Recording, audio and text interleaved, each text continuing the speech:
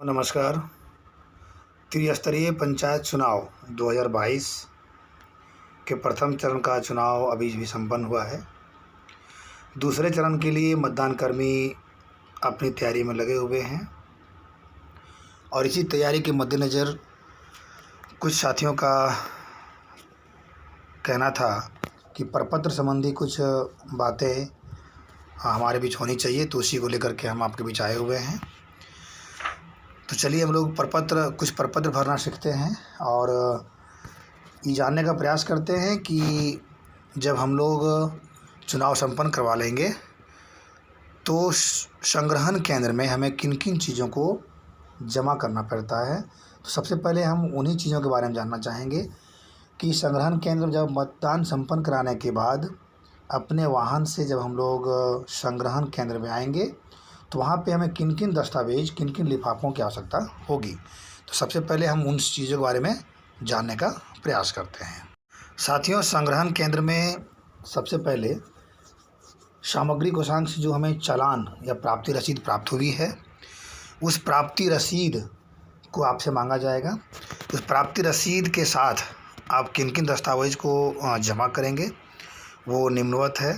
पहला, आपसे पीठासीन प्राधिकारी की डायरी एक प्रति मांगी जाएगी। दूसरा आपका है मतपत्र लेखा, जिसे 17 का बोलते हैं। तो 17 का आप 2 सेट में बनाएंगे। एक सेट में 4-4 प्रतियां होगी, प्रत्येक पद के लिए अलग अलग, जैसे वार्ड के लिए अलग, मुखिया के लिए अलग, पंचायत समिति के लिए अलग और जिला परिषद के लिए अलग।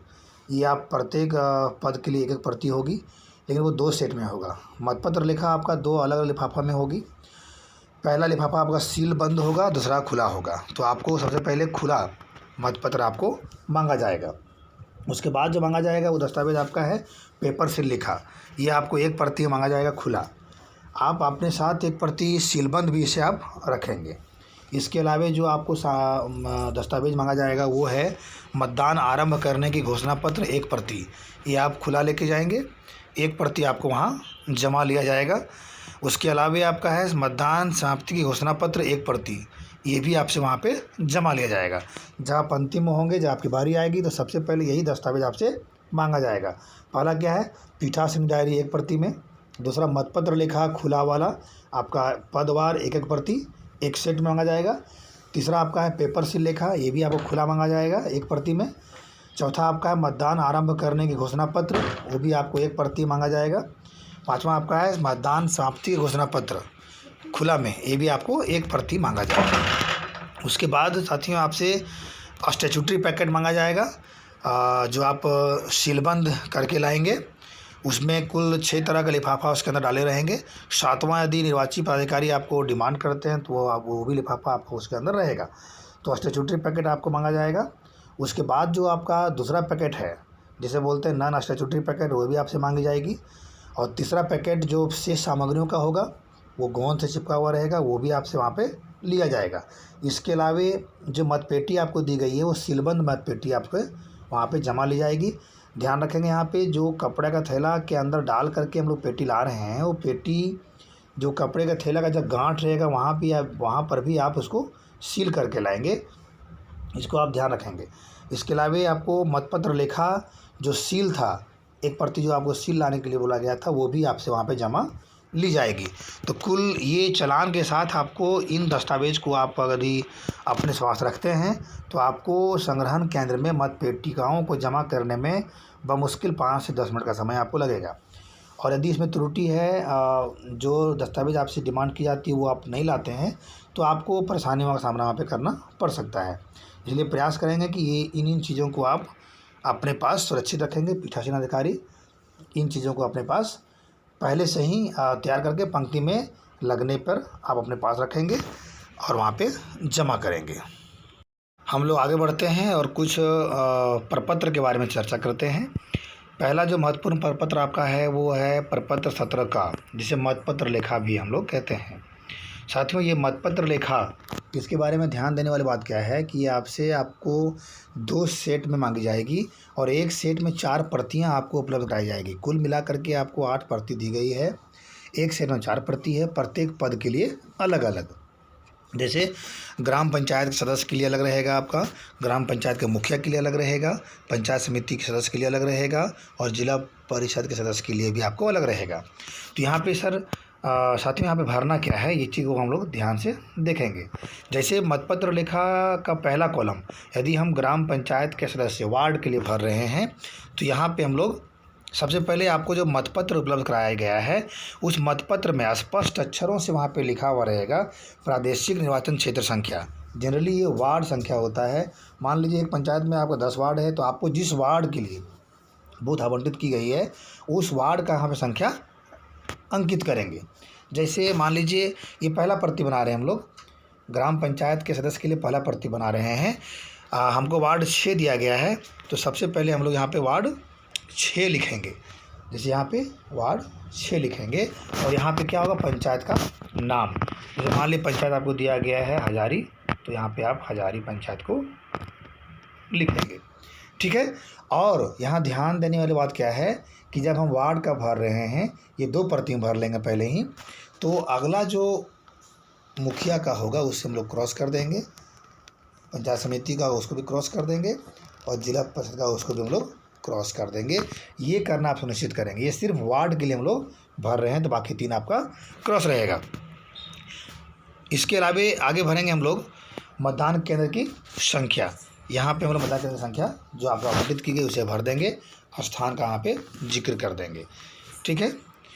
अगला आपका है जो आपको वार्ड के लिए हम भर रहे हैं, तो वार्ड के लिए जो हमको मतपत्र प्राप्त हुआ है उसका डिटेल भर रहे हैं यहाँ पे, और जो हम लोग प्रयोग किए हैं उसका हम लोग को डिटेल भरना है। जैसे क्या है, जैसे मान लेते हैं कि हम लोगों को यहाँ पे जो मतदान एक कॉलम कहता है मतदान केंद्र के पीठासीन पदाधिकारी द्वारा प्राप्त मतपत्रों की संख्या, जो मतपत्र हमें प्राप्त हुए हैं इसका यहाँ पे डिटेल भरना है। सपोज करिए कि उस बूथ में हम लोगों को कुल 425 मतपत्र प्राप्त हुए हैं, तो यहाँ पर एक कॉलम में आप शुरुआती क्रमांक जैसे हमारे 0001 आपको पहला दिया गया है से आप दूसरा क्या भरेंगे, यहाँ पर 0425 आपको अगर ये आवंटित किया गया तो यहाँ पे आप सूचना भरेंगे और कुल कितना हो गया 425, ये आप यहाँ पे मेंशन करेंगे। ठीक है साथियों। और यदि उसके बाद कहता है क्या, उपयोग में नहीं लाए गए मतपत्रों की संख्या, यहाँ पर ध्यान देंगे। यदि हम उपयोग में ले आए हैं 312, सपोज करिए कि 312 उपयोग में ले आए हैं, तो 312 उपयोग में लाए हैं तो अगला क्या होगा, जो उपयोग में नहीं लाए हैं वो मेरा होगा 313 से 425, ये आप उपयोग में हम लोग नहीं लाए हैं वो भराएगा। और यहाँ पे जो कुल संख्या भरना है वो क्या रहेगा, इस 425 में 313 को हम लोग माइनस करेंगे और माइनस करने के बाद भी नहीं आएगा, इसे हमको +1 करना पड़ेगा और यहाँ पे लिखना पड़ेगा। तो जो भी संख्या आएगा यहाँ पे उसको हम लोग मेंशन करेंगे। ठीक है। अब कहता है अगला कॉलम क्या, उपयोग में लाए गए मतपत्रों की संख्या। तो उपयोग में लाए गए मतपत्र कितने हो जाएंगे, तो कुल जितना मिला था वो है, और जो नहीं लाए उपयोग में वो यहाँ पे है उसको माइनस कर देंगे और जो संख्या आएगा उसको हम लोग यहाँ पे मेंशन करेंगे। सही है। अगला है उपयोग में लाए गए किंतु मतपेटी में नहीं डाले गए मतपत्र। ये क्या होता है, जो कुछ मतपत्र आप रद्द किए हैं वो आपका हो गया, कुछ टेंडर मतपत्र आपको प्राप्त हुआ है, वोट हुआ है, वो आपका हो गया, जो कि मतपेटी में डाला नहीं जाता है। अगला है मुद्रण लेखन की त्रुटि कारण रद्द किए गए मतपत्र संख्या। ये यदि कुछ है तो यहाँ पे आप मेंशन करेंगे इस जगह पे, और यदि कुछ नहीं है तो आप यहाँ पे नील लिख के आगे बढ़ जाएंगे। यदि है तो क्या होगा, यहाँ पे जो मतपेटी में डाले गए मतपत्र संख्या है वो वहाँ पे माइनस होकर आपका यहाँ पे लिखाएगा, क्योंकि वो तो अलग लिफाफा में जा रहा है, मतपेटी में वही डाला जाएगा जो वास्तविक हमारा होगा। तो यहाँ पे ये कॉलम आप लोगों को फुलफिल करना है। अगला है मतदान केंद्र संख्या, स्थान, पीठासीन पदाधिकारी का हस्ताक्षर और मुहर। यहाँ पे हम लोग मुहर लगाएंगे और हस्ताक्षर पूर्ण करेंगे, पूर्ण हस्ताक्षर यहाँ पे हम लोग करना सुनिश्चित करेंगे। ठीक है। तो शुरुआत से देखते हैं एक बार। यहाँ पे क्या है, ध्यान देने की बात क्या है कि मतपत्र लेखा प्रत्येक पद के लिए अलग अलग भरवाएगा। हम अगर वार्ड का भर रहे थे तो वार्ड का हम लोग 2 प्रति में भर लेंगे और बाकी को क्रॉस करेंगे हम लोग। ठीक है। ये हम लोग सुनिश्चित कर लिए हैं। अब मान लीजिए कि ग्राम पंचायत के मुखिया का भर रहे हैं हम लोग, ये मुखिया का भर रहे हैं, तो ऊपर वाला जो है वो पहले क्रॉस करेंगे और ये नीचे वाला जो पंचायत समिति का है, जिला परिषद का है, उसको हम लोग क्रॉस करेंगे। ठीक है, ये पहले सुनिश्चित कर लेंगे।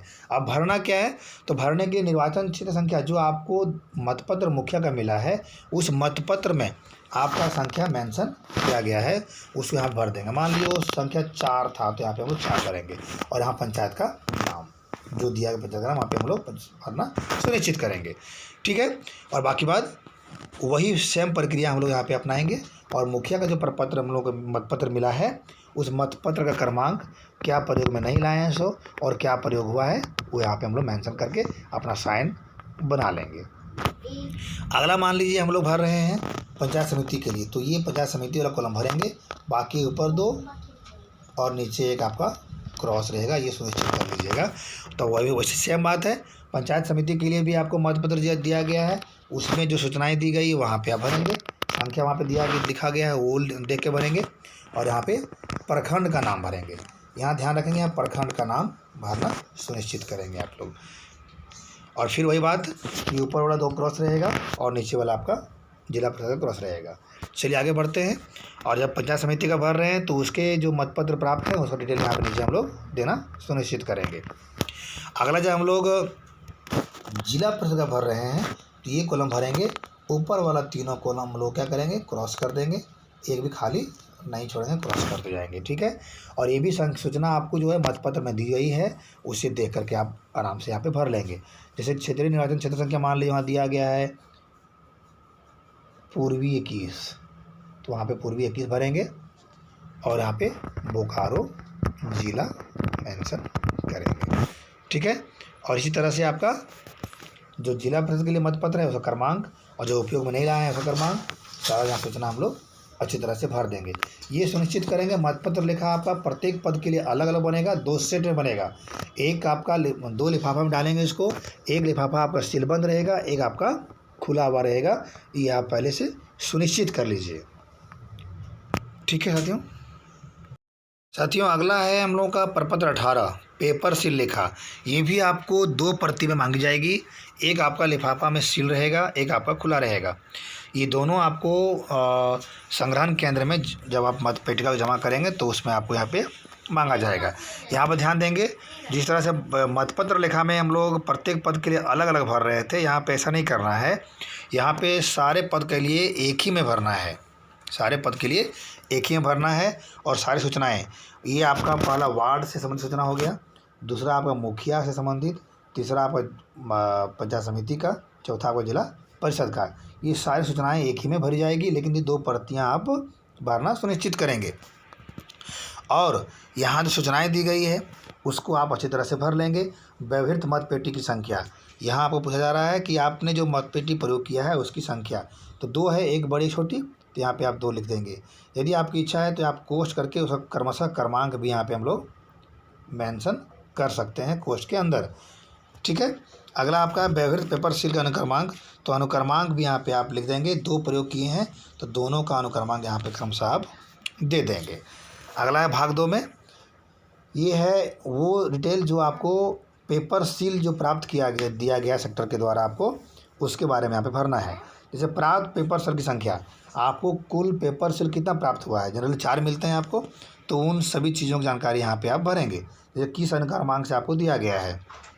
सपोज करिए आपको पेपर सेल मिला है 0001 से 0004, तो आप इसको यहाँ पर मेंशन करेंगे, और मेंशन करने के बाद यहाँ पे कुल आप 4 लिख देंगे।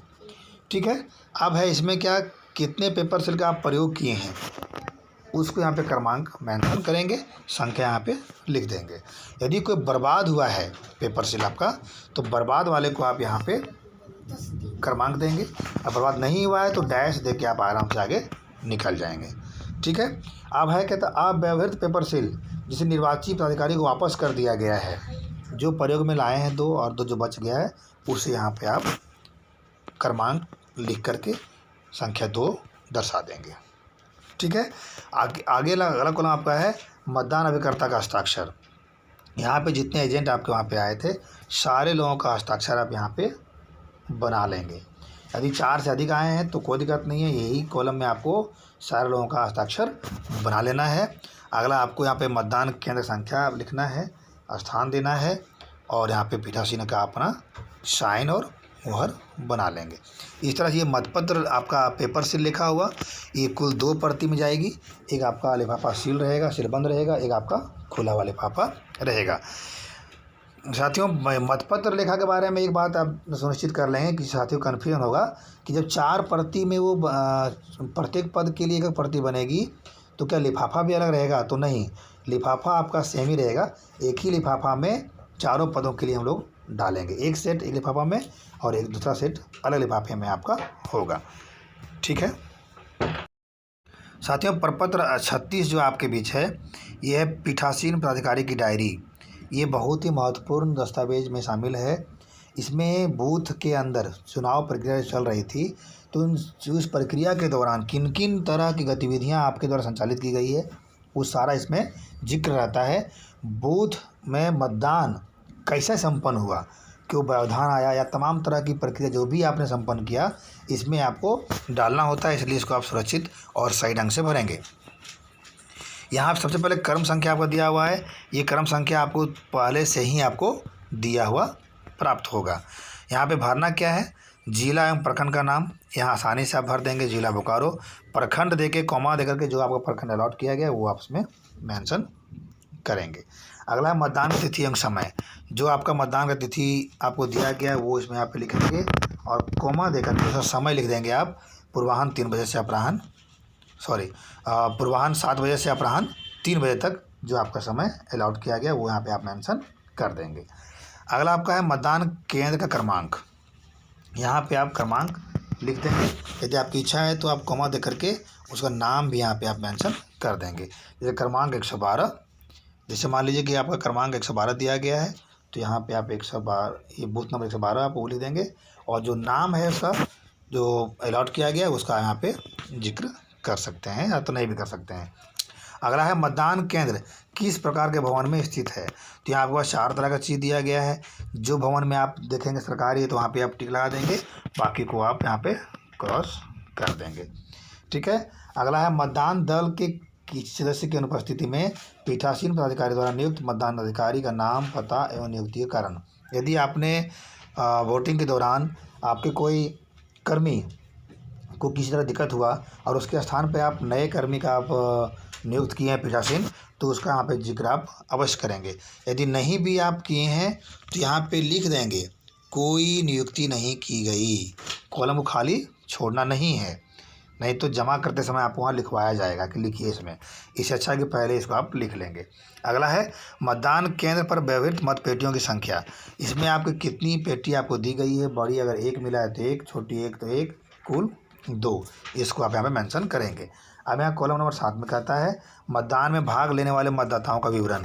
यहाँ पे आपको जो वोटर लिस्ट उपलब्ध करा दी गई है, मार्क कॉपी दी गई है, इसमें जो दर्ज है पुरुष महिला उन सभी संख्याओं को आप यहाँ पे मेंशन करेंगे और सारा तो वही सेम चीज़ आपको यहाँ पे भरा जाएगा। इसके अलावा अगला जो कॉलम है वो है मतदाता जिन्होंने मतदान किया। तो आपके बूथ में जो मतदान किया कितने पुरुष किए, कितने महिलाओं ने मतदान किया, कुल कितना है इसको आप मेंशन करेंगे। और आप जानते हैं सारे पदों के लिए, मुखिया के लिए भी, पंचायत समिति के लिए भी और जिला परिषद के लिए भी ये सारा चीज़ सेम होगा। अब अगला बारी आता है मतदान का परसेंटेज का।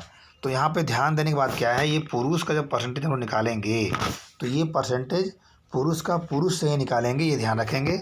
महिलाओं का महिलाओं से निकालेंगे, ये ध्यान रखेंगे। कुल का कुल से निकालेंगे, ये भी आप ध्यान रखेंगे। मान लीजिए कुल पुरुष आपके थे 201, इसमें से अगर मान लीजिए 145 पुरुषों ने मतदान किया तो आपका पुरुष का जो परसेंटेज निकलेगा ये 201 से निकलेगा, ना कि कुल से। ये आप ध्यान देना सुनिश्चित करेंगे और सारा में तो वही भराएगा। अगला क्या है, मतदान केंद्र पर उपस्थित अभ्यर्थी और उनके अभिकर्ता की उपस्थिति का विवरण। यहाँ पे आपको सूची उपलब्ध करा दी गई है। आप जब सामग्री कोषांग में सामग्री को प्राप्त करेंगे तो उस सामग्री के साथ ही वहाँ पे बहुत सारा पेपर आपको उपलब्ध कराया जाता है जिसमें अभ्यर्थी के संबंध में भी जानकारी आपको दी जाती है। तो वहाँ से आप पता कर लेंगे कि अभ्यर्थियों की संख्या हमारे बूथ में कितनी है। मान लीजिए वार्ड के लिए 7, वार्ड के 2 है तो 2 लिख देंगे, पर मुखिया के लिए 7 है तो 7 मेंशन करेंगे, समिति के लिए 4 है तो 4 मेंशन करेंगे, और जिला परिषद के लिए 10 है तो 10 यहाँ मेंशन करेंगे। अब क्या है कि इसके ये तो मेंशन कर दिए हम लोग देख करके, लेकिन वो वोटिंग के दौरान किस पद के लिए कितने अभ्यर्थी उपस्थित हुए उसका जिक्र यहाँ पे हम लोगों को करना है।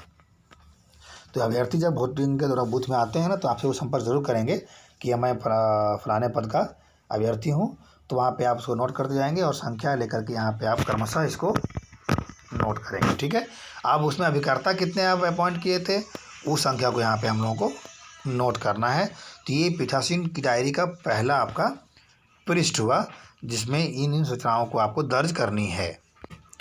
पीठासीन की डायरी का ये दूसरा पृष्ठ है।